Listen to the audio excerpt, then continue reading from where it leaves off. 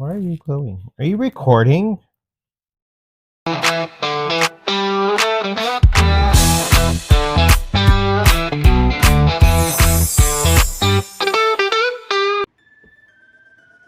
No, I didn't cut my hair. Well, I did cut my hair, but I didn't cut my hair. Like, I cut the sides, like I do. But, let's look at back. So if you didn't know, I have a mohawk. Hello, you beautiful people! David here, or Sin City Yeti, or just Yeti, whichever you prefer. And today I get to say I'm part of another collaboration. So I was invited by the lovely Christine from Courageous Painting to help rebuild the Rainbow Bridge. And I gotta say, I'm really excited about this. I think I can contribute in such a fun way, but before I go on, I need to see what colors I'm gonna be working with. So, Christine? Thank you for being so courageous and using your creativity to help restore the monster universe. Mike is ready to pick out your second color. Spin the wheel.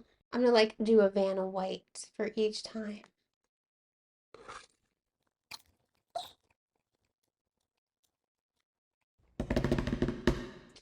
$43.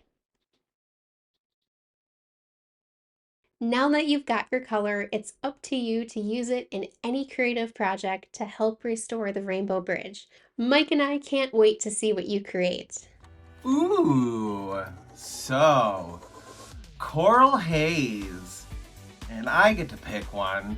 So you know which one I'm gonna have to pick with Coral Haze?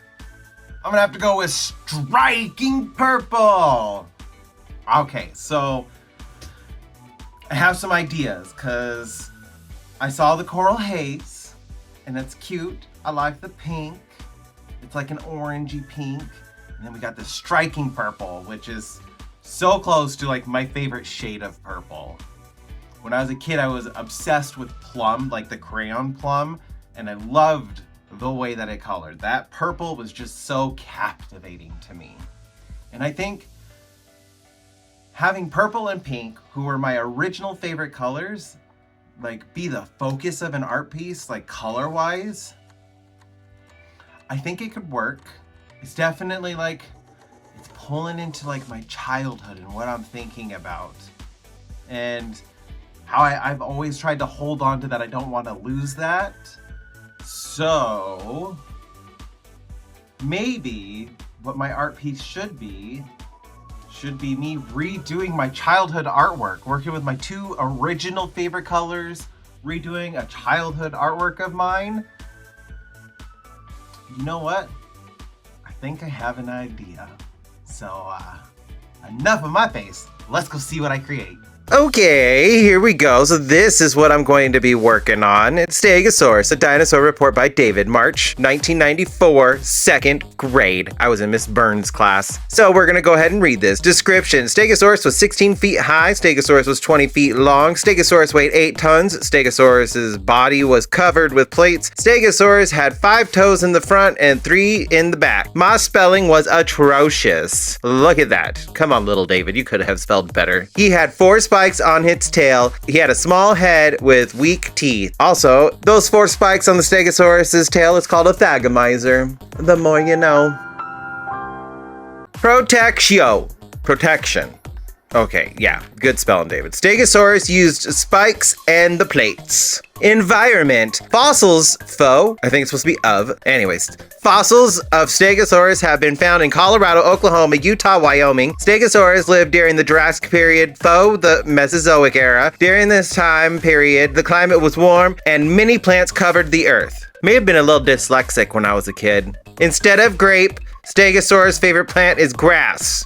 Interesting facts. I thought Stegosaurus had 2 spikes, but he has 4 spikes. Stegosaurus has 20 plates instead of 16. Stegosaurus did not have to share low-growing plants with many other animals. Stegosaurus has a brain the size of a walnut. It's a standing ovation. Clap.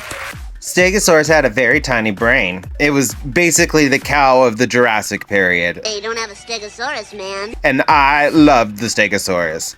So we're going to do homage to this drawing of my childhood, and we're going to use it to help rebuild the Rainbow Bridge. So I got my canvas and I'm going to sketch out my idea. So I'm going to try to kind of stick close to like the basic layout of my original drawing, but I am gonna, upgrade some stuff. So I'm gonna be sketching in the Stegosaurus first. Of course, I gotta do it first. And I'm gonna try to stick closer to like our idea of the plates and how they would have like lined its body. And then I'm of course gonna put the pterosaur up in the sky. For this pterosaur, I went ahead and went with a pteranodon engines, kind of like the basic pterosaur shape. It's got the head crest, the beak, all that fun stuff. So like, it's just pretty basic. I couldn't exactly tell which pterosaur would have been in the original drawing, but I know it was a pterosaur. Next, we're gonna go on to the plant life because I put 3 plants. That was me trying to indicate like this is gonna be a forest, so I need to put in a forest. And I felt like I could add in a couple other things, so I went ahead and added a Yichi.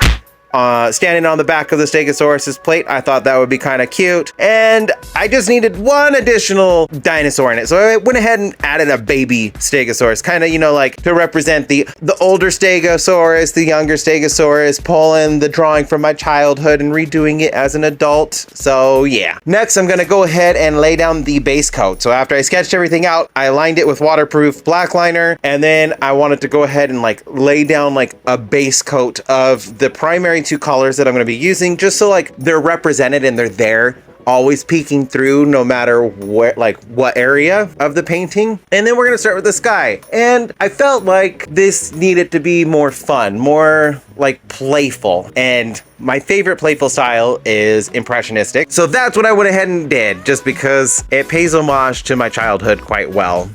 Good plan. As I'm putting in all of this work in this sky, like trying to get the basic idea, kind of like looking at it, I'm like, I don't like this. It looks flat. It looks boring. This isn't going to be what I want it to be, and I'm not going to like it. I'm not going to be happy. And I decided, you know what? Nope, that's got to change. And I wanted to pay more homage to Vincent van Gogh. He was like one of the very first famous artists I had ever learned about when I was really little, a little child. It kind of works with this. And the sky isn't going to just be like flat and level like that. No, I wanted to make it more playful. I wanted to at least put some movement in the sky. Like during this sunset, that all these pinks and these yellows and the oranges, like I wanted to like really capture that coral haze, but sunset. And I wanted movement in the sky and just, I want to keep this a fun piece. So I just went ahead and did all that. I'm just talking in circles now. So when I was really little, I was fortunate enough to like, even though you saw the report, I was horrible at spelling. My first couple years were in California, and my kindergarten teacher recognized like there was something different about me and thought I would excel better in an accelerated school. Kind of like the GATE program for some schools, but like it's an accelerated public school. It's a gifted child. He has a special mind. And I ended up going there. And while I lacked in some areas, other areas I excelled at, one of which was biology and environment and that kind of stuff just really captivated me as a child. I thrived in this class, and we had an entire quarter dedicated to dinosaurs and just learning about dinosaurs. And it was also the same time that Jurassic Park had come out, which was actually my very first movie I ever saw in theaters when I was really little. It wasn't a Disney movie, it was Jurassic Park. But all of this just coming together just really solidified that I love dinosaurs. And Stegosaurus was my favorite dinosaur. I was actually really upset as a kid that a Stegosaurus was not in the first movie, but there was a Stegosaurus toy, which told me like, they know about Stegosaurus, they know it exists. Why are they gonna make a Stegosaurus toy, but they're not gonna put a Stegosaurus in the movie? I was very upset. Like I threw a fit when we got out of the movie theater that Stegosaurus was not in the movie. I even took that to my teacher, and I was upset with my teacher. Like, Stegosaurus is a famous dinosaur. Why wasn't it in Jurassic Park? There was some nice dinosaurs.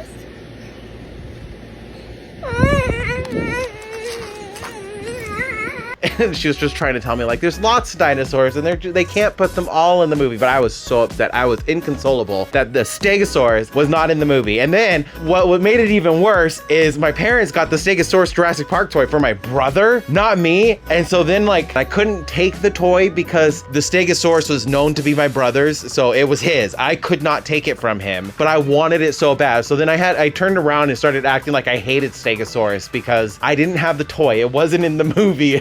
I was just so upset over this. That was when I learned the world was not a fair place. Back when I still had innocence about me. But we're gonna look past that because I still always loved Stegosaurus. It's my top favorite dinosaur, along with like Parasaurolophus is another one. I absolutely love Parasaurolophus. I think it's so cool. Like we have a basic idea of what it sounds like.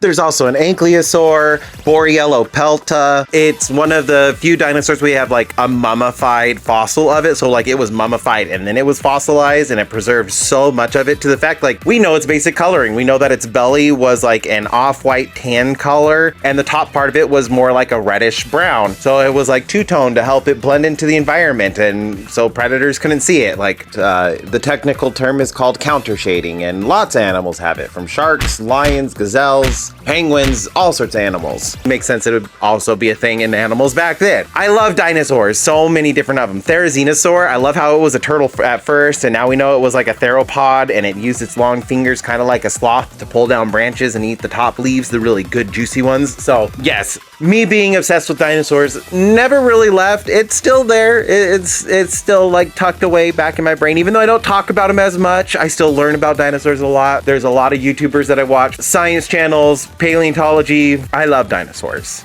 and still love dinosaurs. But anyways, back to the painting. I got some of like the bushes in the background done, and I wanted to have some trees in front of them because I want it to look kind of like a lush forest. I kind of have to use some other colors to really like brighten up this pink and the purple. That I'm using the coral haze and the striking purple. So the reason that I'm going to be using green is because I really want the pink to appear pink. It's a pinkish orange, and for some reason, like while I was painting this next to the purple, it kept looking too orange. So I really want to bring the pink out, and the way I'm going to do that is by putting in some green. It's just the contrasting color. If I do a desaturated green, it's going to really make this pink pop more. Some comprehension of color theory. I did also mix in some purple with the green, just so like all the colors that I used have like the original pink that I blended up in it, or the striking purple blended up in it.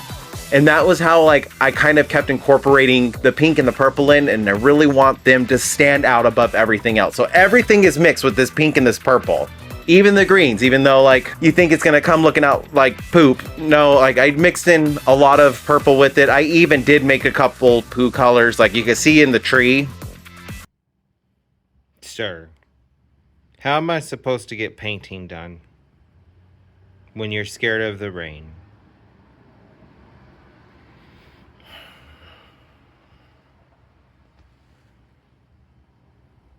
Okay, now that we have Onyx all situated, since he was being a little scaredy dog, where was I again? Oh yeah, that's right. Talking about the poo color I put in the trees. There's like this really funky, like goldenish brown color. It's not very appealing, but it disappears next to this coral haze. That's why I went with it. I wanted a color like that I could still add into this, but it's just gonna kind of disappear. And I took a little bit of green to desaturate that pink, bring it closer into like a golden brown color, and yeah.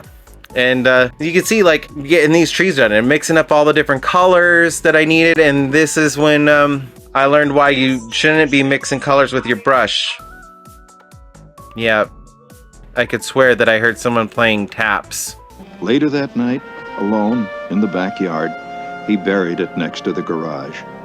Now, I could never be sure, but I thought that I heard the sound of taps being played, gently. While I was looking and mourning the brush being broken, but luckily I have contact cement, so the way that it broke, like the handle didn't snap in half, it just needed to be reattached, and I was able to redo that with some contact cement and then just gave it some time to dry, and it's been working just fine since then. And I went right back into painting, just gave it some time to dry, and working back on these trees. So like, unlike the dinosaurs, like with the Yishi and the pterodon engines, I went with just basic trees. Like there's a vibe there. Like I wanted it to feel kind of like an ancient forest. So like I pulled in some inspiration from like Joshua trees or yuccas and turned them into a tree. There's also like, I put in some ferns in it, but that's a little bit later on, and like some plants that I loosely were inspired by ginkgos because they were also around back then. So like, I do know some of the flora that was around back then. Have you seen this tree? This tree has been extinct for 200 million years.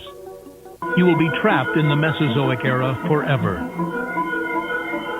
But I didn't want it to be the highlight. I just wanted it to kind of like set the mood. So I didn't go too detailed with the plant life. Not like I did with the sky, where I really wanted to highlight the pinks in the sky, although I did use both pink and purple for the tree trunks. So I feel like I still captured like the two colors that I'm supposed to be using and featuring the most in this. Now that I've caught you up on the painting, I can go back into like some more of my childhood dinosaur trauma. One of the other things that like devastated me was my childhood home before we ended up moving to Las Vegas. My brother and my sister ended up getting their rooms painted. I did not get my room painted, but I'm not going to go into those details. But my brother, he had a dinosaur room. That was another thing that just made me so jealous of my brother. He had a dinosaur room. So like sponged little dinosaur shapes all over the room. There was like a special wallpaper border that was put in of dinosaurs. And I remember I would avoid his room after that. I refused to go in there because I wanted dinosaurs. I love dinosaurs. Why couldn't I have a dinosaur room? And you know, just those childhood things that just make it feel like it's the end of the world because you didn't get something back, you know, when you were still innocent kind of thing.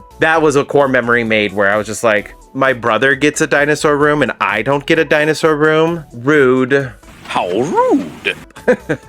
Anyway, I got more plants to put in. I got the bushes, and I kind of mix in quite a bit of purple with these green colors. And I did use a little bit of blue. Like I did cool down the purple a tiny bit. So like turquoise and phthalo green, which are more towards the blue end of the color wheel, I mixed in the purple with them, and I really liked the way that it came out and brought them to life. I did even mix in some pinks with a couple just to get more of the desaturated stuff. That's kind of like what I did here in the grass. So again, I went in with that purple. I wanted it to be like all swirled around, but really like heavily focused on purple. That's the undertone. It's there. We're going to stick with this. So I did this like really dark, desaturated, striking purple with the green. But after I put it in, it made me realize like, oh, I should probably put in a little bit of highlight. So I did go back in through the bushes just to kind of like set where the sun's at. Like you could just tell the sun is setting from behind and it's shining towards the bushes, towards the viewer. So I went ahead and just like punched up the bushes a little bit, and then you can see like all the greens I'm bringing in, and all these greens I'm going to be changing their color by adding in purple or pink.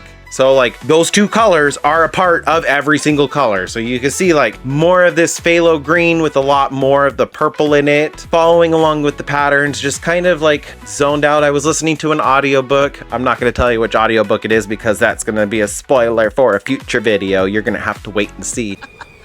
Spoilers. So hopefully you're subscribed so you can find out what I'm going to be doing that involves an audiobook. Ooh. Anyway, going back to this. So yeah, like literally I was just zoned out, enjoying my thing, grooving along. In the zone. Just putting in different shades of green, making them a little bit more vibrant, more towards green, less desaturated. And it was honestly very enjoyable. This was one of my favorite parts of the painting, was just following these spirals and putting in all of the little spirals for the grass. So now we go back into like some dinosaur talk. So probably my favorite place I've ever been to that involved any kind of fossils. So like, it's not exclusive to dinosaurs that I learned about. I like prehistoric life. I was all about, because I did also get to go to the La Brea tar pits when I was really little. Learned all about the mastodons, the saber-toothed tigers, and just all of the different animals that got stuck and perished in the tar pits in LA. It was fascinating to me that all of these animals, like they have a whole wall of nothing but wolf skulls. There's at least 100 different wolf skulls there, which really like drives home what was going on at these tar pits. Like you would have an herbivore like a mastodon or something gets stuck in the tar and the herd would have to leave it. Like the herd needs to survive. They couldn't pull the member out of the tars and it's stuck there dying and it can't attack. It can't do anything. And those cries that it was making would of course attract predators. So then you get the wolves coming in or even the saber-toothed tigers coming in, and then they would get stuck in the tar trying to get what they thought was a free meal. And it was very evident that wolves were the main ones that were getting stuck in the tar pits. It was just one of the things that really fascinated me the most about any museum that I had been to. The La Brea Tar Pits Museum was absolutely my favorite one. It makes you appreciate where we have come from and on this journey in this floating rock in space. Okay, so here's the Earth. Chilling. Dang, that is a sweet Earth, you might say. Round. Anyways, back to the painting. Now that I finished this grass, I really like the way it came out. It's kind of giving me casino floor vibes. If you've been inside of like the carpet on the casino, it's kind of giving those vibes a little bit, but I also really love it. It makes sense because, you know, that influence would be there from Las Vegas. So I'm adding in just like a couple other additional plants just to kind of add in some variety, just break it up a little bit so it doesn't feel so empty, because I did notice while I was painting, I was like, this kind of looks like carpet, not grass. And I might need to add in some more plants, which I did. So like there's little like saplings that are loosely based off of ginkgos. Then there's the ferns that are coming in and just kind of jujuing it up a little bit. And then like I felt like, okay, now I could go on to the dinosaurs and the pterosaur. I'm looking at this and I'm thinking in my head the colors that I want for them, and I'm realizing like they're gonna blend in to the background. You're not gonna be able to see them. There's not gonna be enough distinction. Susan is camouflaged.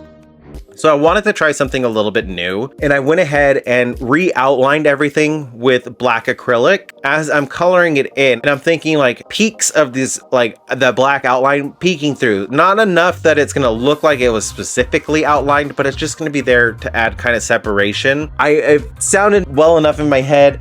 After I did it, I was kind of like, I'm still a little on it. I don't know if I like it enough, but it did what I wanted it to do. It did add like separation from the background. So the animals in it are popping out a little bit more. So now we're going in with the first one, which is the Yishi. And it was like not quite a bird, but a bird dinosaur. And of course, featured the pink and the purple color. All of them are going to be pink and purple.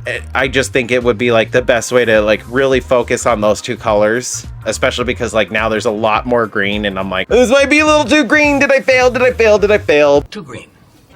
Too green? Yeah. But you'll have to wait to see if I did. So now we're moving on to the pterodon, adding in different colors for it. I was trying to like look at what other people have done to color it. So I kind of wanted to stick close to like a basic understanding. Like I don't know enough as like an actual paleontologist or a paleontologist artist. So I did kind of like want to stick a little bit to it, but I did have some liberties. Like I know a pterosaur would not have purple striped wings, but it looked cool. And I'm really glad I went with it. It's very different, especially with like the pinkish orange body. It causes it to stand out a little bit more. But you know what? In this world, with the way that I did the sky, it does blend into the sky. So like it would make sense, I guess, like if this world existed for a creature in this world, it blends in. It's not going to get captured. It's not going to get eaten. You know, since it is a predator, its prey isn't going to see it coming. It's going to blend into the sky. So like it works.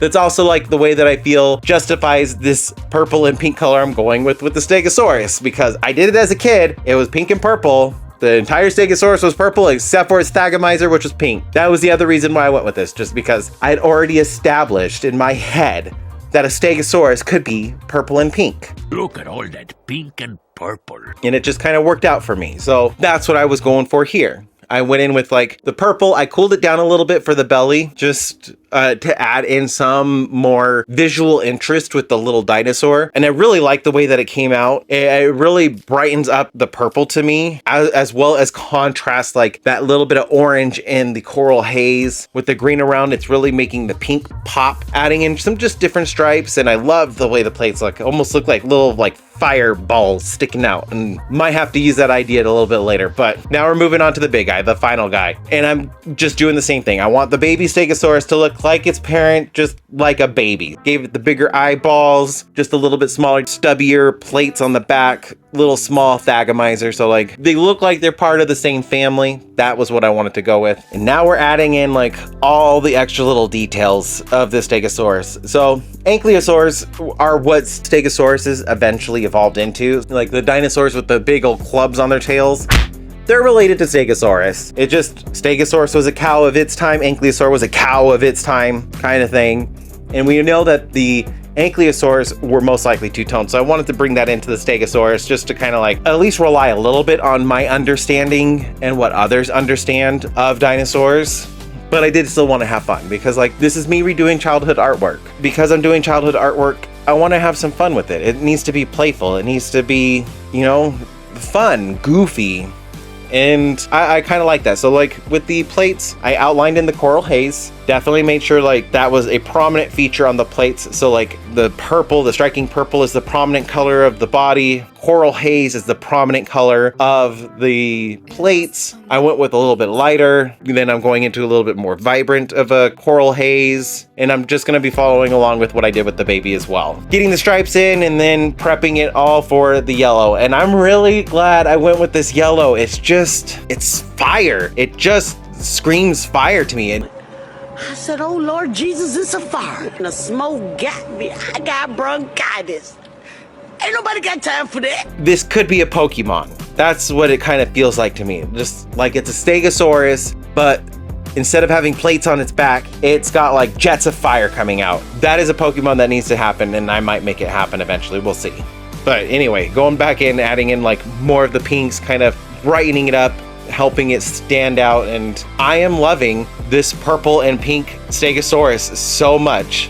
Now, I thought I might be done, but there's a couple issues with it. So there's parts of it that are still blending in with the background, and I don't want that. I don't like that. I want the whole thing to stand out on its own. All the creatures anyways to stand out on their own. So I got this idea where I'm gonna do like a light wash. So like I watered down some black just to kind of add some contrast for shadowing. And then I outlined everything in a watered down white. So I went with like a white wash outline. It looks a lot more like bold on camera here while it's still wet. It does tone down as it dries, and I do like the effect that it gave, especially because this is a very like stylized landscape, stylized creatures. I thought it would be fun to kind of like help them stand out a little bit more. And then I did the same thing with yellow on the plant life, just so like there's a difference between the two of them, and I'm very happy with it. Just we're gonna have to see how it looks when it dries. And so I guess I should just cut to when it's dry already. So now it's time for the final review. It's done. Oh, I love the way this came out. Like, child me, absolutely in love with this. It just playing into how I imagined dinosaurs would be when I was told when I was younger. We have no idea what color dinosaurs were. You can make them whatever color you want, and it could be true. No, I know that's not real anymore. Like, we have figured out some colors of dinosaurs. But this, oh, it's so pretty. I definitely feel like the colors that I highlighted, like I know there's a lot of green in it, but I couldn't really get away from the green. I was trying to also recreate my childhood artwork, and like, he put in green, like he wanted it to be a forest. I know that drawing. I remember making that drawing. I wanted it to look like a forest. So like recreating it, there's some things I had to do, but like I wanted the green to be less saturated and contrast the pink to really highlight this coral haze. I love the way it came out. And I know I had to put in like some yellow to like brighten up the purple, just the contrasting colors, and man, did it just like punch up that purple. It's so striking. But no, okay, well. Anyways, I love it. Like, I set out to recreate a childhood artwork and help rebuild the Rainbow Bridge. I think I did a pretty good job. Like, I consider this a good contribution, focusing on two colors. So, now that I have finished mine, this is a collaboration, so I bet you all are wondering who the next person is that's gonna help rebuild the Rainbow Bridge. And it is with my greatest honor to introduce Di, Aussie Crafter.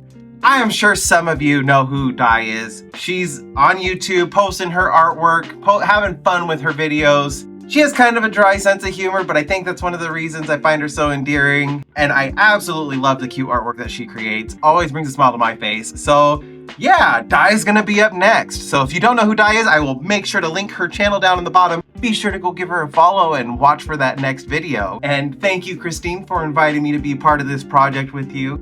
I had a lot of fun, and I definitely don't think I would have recreated the artwork like this had it not been for you. So thank you so much for inviting me. Anyways, I hope you all stay safe out there. Don't get lost. Don't get stolen. Have a wonderful day. Bye, you beautiful people.